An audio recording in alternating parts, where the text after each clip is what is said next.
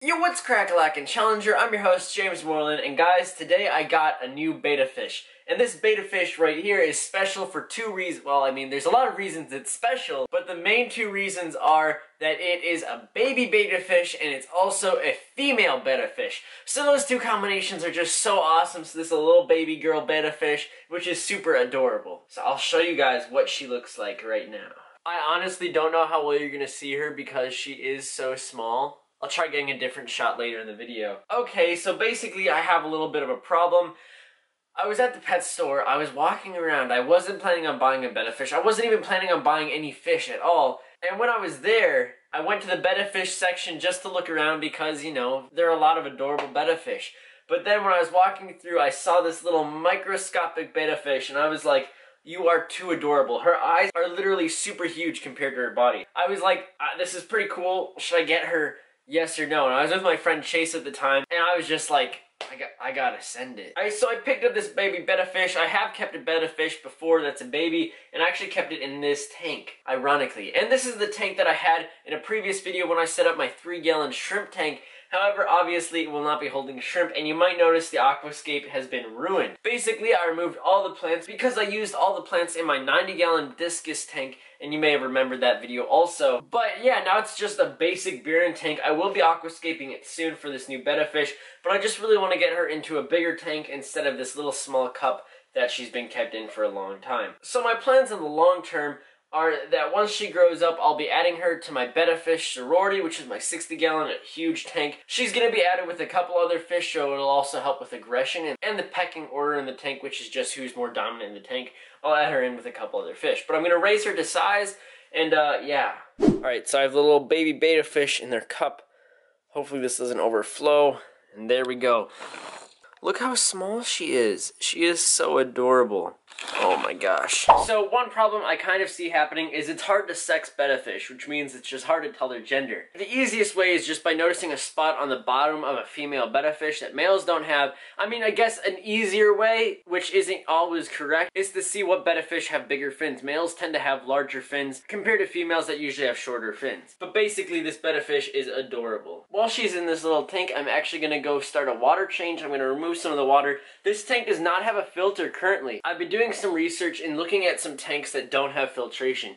Now, the usual thing that they have is tons of plants, or like clams, and I actually unboxed clams and put in my 90-gallon. But I am thinking about putting a filter in here just to help her, or just doing water changes. Betta fish are a very hardy species. However, it's always best to just have filtration. So actually what I'm going to do is I'm going to remove water from this, add it to some of my other tanks, top some of them off, and then I'm going to add water back in. I'm also going to use some water in my leopard gecko setup to help water some plants. Speaking of which, my leopard gecko Delta is currently out on the move. What's poppin', dude?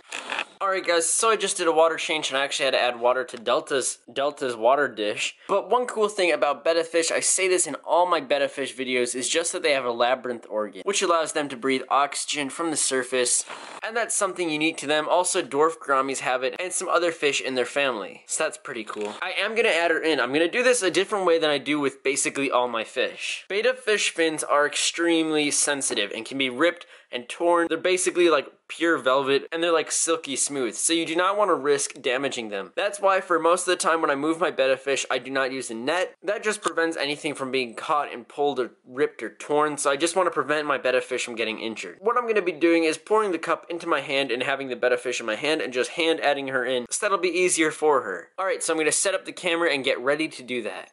Oh my gosh, she is so adorable. She's so small too. I don't even know how to like describe this. Like she's not even bigger than like the, why is my camera so out of focus today? The size of my first part of my finger. Alright, there's a lot of mess down here, so don't focus on that. Alright, I do have a lid for this tank, so in case I'm scared of her jumping, I could always add that in. Hello. Yo, she is so small. Oh my gosh. It says a baby girl on the front. I don't know if you guys saw that. Alright, oh my gosh. She is so small. She is so small. Yo, oh my gosh, she is crazy small. Hi little girl, welcome to your new empty barren tank. I might do a cool escape with low light plants in this tank. That'd be really cool. She's going to the surface, maybe to get a gulp of air. I am going to try feeding her soon. But the only thing is, I'll show you the problem in a second. Oh yeah, there are a couple fruit flies. I have seen like a couple, and that's just because I think they're spawning in my leopard gecko cage, and then they come out. So I guess they've just been flying and floating on here, so I hope the betta fish will take care of that. That is another reason I wanted to get a betta fish for this tank. I don't think shrimp would take care of them like that. But I will be doing a shrimp-only tank. I mean, I could add shrimp to this tank, and she will grow up with them, so she might not be as aggressive when she gets older. And I will be removing her, but yeah. Alright, so I had to bring up more food, but basically, do you guys see the size of that pellet? And you can't even see the betta fish because she's so small. She's right by the back of the rock. I don't think she can eat that. I think I'll have to crush that up or something. Let me just try throwing a couple pellets in. It's usually not good to feed them right when you add them into the tank, like let them sit for a couple hours. But I just need to know if I have to crush food up. She's hiding in the back. And guys, make sure you drop a like on the video if you have not already. It means a lot and it helps the channel a lot, and it's free. So like, why don't you just give me a free like? Hashtag free like. Oh my gosh. She is adorable. I might actually be removing her soon from this tank. I actually had a cool plan for it, but that might need to happen once she's gone. So I would love to hear your comments of suggestions and names for this, and also drop the comment James needs to stop getting new betta fish because I already have so many. And I also have my koi male betta fish right there. Hello, little guy.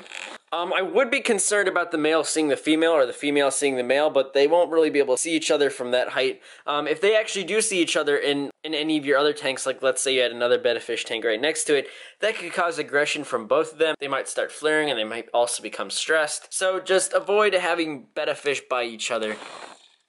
She has some red coloration. I really like red when I see them on betta fish.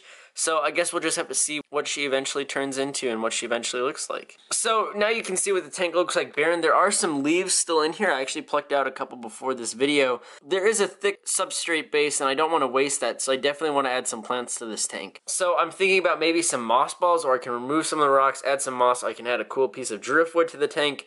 Honestly, it's up to you guys. What do you think I should do with this aquascape? I love hearing your suggestions for tank designs because we have to keep this a little bit of a secret, but I may be getting some new tanks, and your suggestions help a lot. One person commented on my Patreon an awesome theme idea, so it's gonna be a cool tank theme, so hopefully that happens. So make sure you drop any theme ideas that you want in the comments because I love to hear that and I love to possibly do them. But this is nice, and you might have missed the video on this cool nano aquascape I made with only moss balls and some stones. So if you guys missed that video, I actually did an aquascaping week where I set up all 3 of these tanks. This tank is bad. I might do a video on that, but I'm basically going to be taking that apart soon. It's next to my water bottle and my Dr. Pepper. But basically, this tank looks so cool, and I love the rockscape to it, and I love the rocks around it. But yeah, that tank was very simple, only using moss balls, and I just attached it to it. So yeah.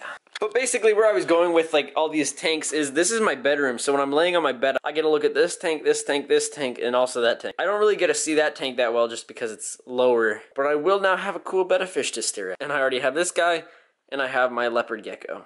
Alright guys, that is basically the end of the video. Make sure you check out h2oplants.com and use the code Challenger20 for 10% off your order. It would mean a lot. You can check them out down below. Alright guys, I will catch you all on the flippity flop. I love you all so much. Make sure you follow me on Instagram at James Morelan. And now that this video is done, make sure you check out my discus video where I actually set up my discus aquarium, or my clam video where I unbox freshwater clams and put them in my aquarium. That was pretty dope. Alright guys, see you all later. Bye.